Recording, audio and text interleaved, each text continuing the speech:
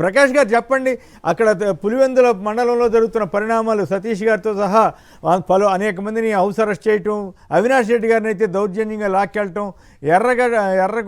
ఎర్రగుంటల్లో జనమంతా అడ్డం పడి ఆపటం, ఇవన్నీ ఏమిటి? ఈ పరిస్థితి ఆంధ్రప్రదేశ్ ప్రభుత్వానికి, ఆంధ్రప్రదేశ్ రాష్ట్రానికి తీరని మచ్చలాగా మిగిలిపోయే పరిస్థితి కనపడుతోందా? అంటే ఇది పులివెందులలో ఇటువంటి సంఘటనలు జరగడం, ఏదైతే రాజశేఖర రెడ్డి గారికి అపారమైనటువంటి ఆదరణ ఉన్నటువంటి పులివెందుల నియోజకవర్గం 78 నుంచి ఆ కుటుంబాన్ని, వైఎస్ కుటుంబాన్ని ఆదరించినటువంటి ఆ నియోజకవర్గంలో మొన్న జరిగిన ఎన్నికల్లో ఏకపక్షంగా దాదాపుగా 40% మెజార్టీతో 20% ఓట్లు మాత్రమే టీడీపీకి వచ్చినాయి. ఈ మండలంలో దాదాపుగా 80% ఓట్లు వైసీపీకి పడ్డాయి. అంటే 60% పోలైన ఓట్లు 60% మెజార్టీతో ఈ మండలం నుంచి జగన్మోహన్ రెడ్డి గారికి ఆధిక్యత వచ్చింది. మరి అటువంటి చోట అంటే సాధారణంగా ప్రజాస్వామ్య పద్ధతిలో పోలింగ్ జరిగితే తప్పనిసరిగా ఇంకా మెజార్టీ పెరిగేటువంటి పరిస్థితి. 3400 మెజార్టీ వచ్చింది, తప్పనిసరిగా 4000, 5000 వచ్చేటువంటి పరిస్థితి. ఎలాగో గెలవలేము, కానీ ఇక్కడ గెలిచి చూపిస్తాము ఆదినారాయణ రెడ్డి లాంటి వ్యక్తులు, చంద్రబాబు నాయుడు మెప్పు కోసము.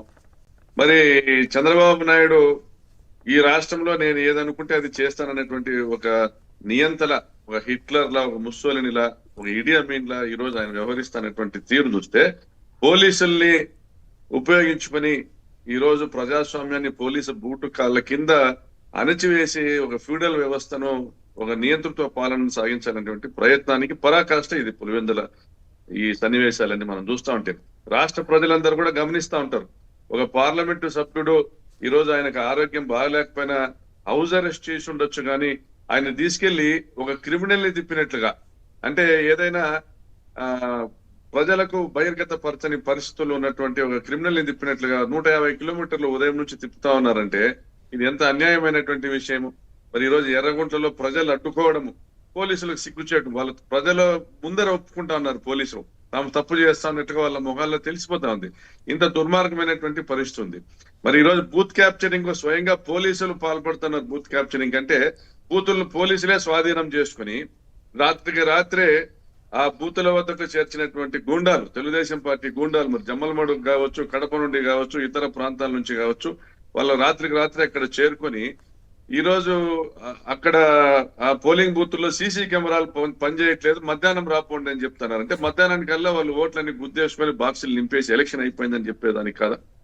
మరి దీన్ని ప్రజాస్వామ్యం అంటారా? మరి ఇన్ని నీతి సూత్రాలు చెప్పే 40 ఏళ్ల అనుభవం ఉన్నటువంటి చంద్రబాబు నాయుడు నీతి సూత్రాలు చెప్తా ఉంటాడు. ఆయన ఏదో ఈ రాష్ట్రాన్ని ఆయనే బాగుపరిచినట్లుగా చెప్తా ఉంటాడు. కాదు ఇంత చేసిన తర్వాత కూడా మీరే ఎదురు చేశారని చెప్పిన ఆశ్చర్యం లేదేమో. ఒక్క నిమిషం, ఒక సర్పంచ్ గారు లైన్ లో ఉన్నారు. ప్రకాష్ గారు ఒకసారి లైన్ లో ఉండండి దయచేసి. రామాంజనేయులు గారు కన్నంపల్లి సర్పంచ్, వారి అనుభవం చెప్తారు. రామాంజనేయులు గారు నమస్కారం, మాట్లాడండి. నమస్తే, మాట్లాడండి దయచేసి. మీరు ఓటు వేయడానికి వెళ్ళారా లేదా, ఏం జరిగింది సార్? నన్ను ఉదయం 10 గంటల నుంచి నన్ను పోలీసులు వెంటాడుతూ ఉన్నారు సార్. 10 గంటల నుంచి. ఎప్పుడు? నిన్నటి నుంచే? నిన్న నుంచి నన్ను వెంటాడుతూనే ఉన్నారు సార్. నేను మన చిద్దవరెడ్డి పల్లె ఒక హౌస్ లో దూరినా సార్. నేను వెంటాడుతుంటే చిద్దవరెడ్డి పల్లెని ఊర్లో పోయి ఇక్కడ ఎంటపడడంతో నేను బయట వచ్చేసి ఒక ఇంట్లో దాక్కున్నా సార్. ఎందుకు?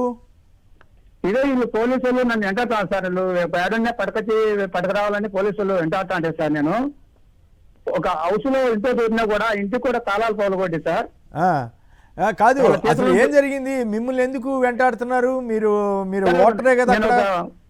ఒక వైసీపీ సర్పంచ్ సార్. నన్ను ఒక వారం నుంచి నన్ను వస్తావా, నువ్వు టీడీపీ కండవ కప్పుకుంటే ఇబ్బంది పడవు, నువ్వు టీడీపీ కండవ కట్టకపోతే నీకు ఎంత అమౌంట్ కావాలో అంత అమౌంట్ ఇస్తాం నీకు, మీరు మా పార్టీలో చేరాలి, లేకపోతే నువ్వు ఎలక్షన్ లో లోపల నువ్వు ఉండవు అని జ్ఞానం బెదిరింపులు చేశారు సార్. నన్ను కృష్ణాథ్ రెడ్డి అతను, ఒక ఓవల్రెడ్డి అతను, మా ఇంతకుముందు అతను మాకు వైసీపీలో ఉన్నారు వాళ్ళు.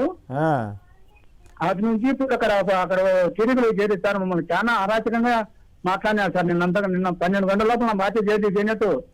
మరి పోలీసులకు చెప్పారా ఈ విషయం? మీరు పోలీసులు ఎందుకు వెంటాడుతున్నారన్నారు? మీరు పోలీసులకు చెప్పారా? మీరే బాధితులు కదా, అయినప్పటికి కూడా మిమ్మల్ని వాళ్ళు ఆదుకోవటానికి ప్రయత్నం చేయట్లేదా? సార్ వాళ్ళు పోలీసులు అనే వాళ్ళు ఒక టీడీపీకి తొత్తుగా మారినారు సార్ వాళ్ళు. ఓకే. టీడీపీలో పోలీసులు తొత్తుగా కాదు నాకు కాల్ చేసి నీకు ఎంపీ సార్ రమ్మన్నాడు, నేను ఎంపీ సార్ అవిలాష్ రెడ్డి గారు మిమ్మల్ని పితరమ్మన్నారని నాకు తప్పుడు మాటలు మాట్లాడిన సార్ వాళ్ళు. నాతో ఫోన్ చేసి అట్టైనా వస్తాడు తీసుకొని పోవాలని. ఆయన పేరు మీద ఎక్కడికో తీసుకెళ్దాం అనుకున్నారా? అవును సార్, అతను చెప్పాడు మీరు మమ్మల్ని పంపించినది ఎంపీ సారు, మీరు రాండి మీకు ఎంపీ సారు పంపించినాడు, మీరు ఏం ఇబ్బంది లేవని నన్ను ఏదో బ్లాక్ మెయిల్ చేసి నన్ను తీసుకొచ్చి పెట్టుకోవడానికి సార్ వాళ్ళు బ్లాక్ మెయిల్ చేసామని నేను నమ్మలేదు సార్. మరి ఇప్పుడు ఎట్లా, ఇప్పుడు మీరేం చేయబోతున్నారు? ఎట్లా మళ్ళీ అక్కడ మీ ఊరు వెళ్ళే పరిస్థితి ఉందా లేదా ఇక సాయంత్రం వరకు ఇట్లా వేచి ఉంటాడువేనా? సార్ నేను ఇక్కడ వేసి ఉండాల్సిన అవసరం సార్. నా ఇంటి మీద గన్ను పెట్టి నేను ఇప్పటికే మన వాట్సాప్ చేసి మా ఇంటి మీద గన్ను పెట్టి గన్నులు కూడా ఫోటో తీసి పంపించిన సార్ మనకు. ఓహో, అచ్చా. ఇప్పుడు బీటెక్ ఒక 50 మందితో నా ఇంటి గేట్ దగ్గర ఉన్నారు సార్. మా బ్రదర్ మా అన్న కూడా మా ఇంట్లో అవసరస్తూ అంటే పోలీసులు అయితే లేదు సార్. మరి బీటెక్ రవి గారిని వాళ్ళు స్వేచ్ఛగా తిరగనిస్తున్నారా? బీటెక్ రవి గారు ప్రెసిడెంట్ సర్పంచ్ బయటకు వస్తే వాడైతే బతకనేమో అని బయట డోర్ కాడ వండి కూర్చున్నారు సార్. అన్నే ఒక 50 మందిని వేసుకొని. ఓరు బాబోయ్, అయినా కూడా ఎవరు పోలీసులు ఆయనకి అండగా ఉన్నారు తప్ప ఆయన ఏం చర్య తీసుకోవట్లేదు ఈ గొడవలు తగ్గించడానికి. పోలీసులు అయిన వాళ్ళు ఎవరు దగ్గరకు రాలేదు సార్. వాళ్ళతో ఊర్లో ఒక 500 మంది వచ్చి బయట జనాలు తీసుకొచ్చి ఓట్లు లైన్లు నిలబెట్టి బయట జనాలతో ఓట్లు వేసినారు సార్. ఊళ్ళో ఎవరైతే ఒక వాటిలు కూడా బయట తినలేదు సార్. ఓకే. ఎవరైనా పోదాము అని ఉంటే ఒక నరేంద్ర అనేవారు, ఒక కృష్ణ అనేవాడు పోయింటే ఇద్దరు పోయింటే ఓకే వాళ్ళు చిత్తకబాదినారు సార్ బయటనే. అయ్యయ్యో, దారుణంగా ఉంది పరిస్థితి. ఓకే, మీరు జాగ్రత్తగా ఉండండి రామాంజనేయులు గారు, ఎందుకంటే పరిస్థితులు ఇట్లా ఉన్నప్పుడు మనం కాస్త తెలివిగా వ్యూహాత్మకంగా ఉండటమే కరెక్టు. అనవసరంగా ఇబ్బంది పడమాకండి, జాగ్రత్తగా ఉండండి. రైట్. ఈ రామాంజనేయులు గారు చెప్తున్నటువంటి దృశ్యాలు మనం టీవీ తెర మీద చూడొచ్చు.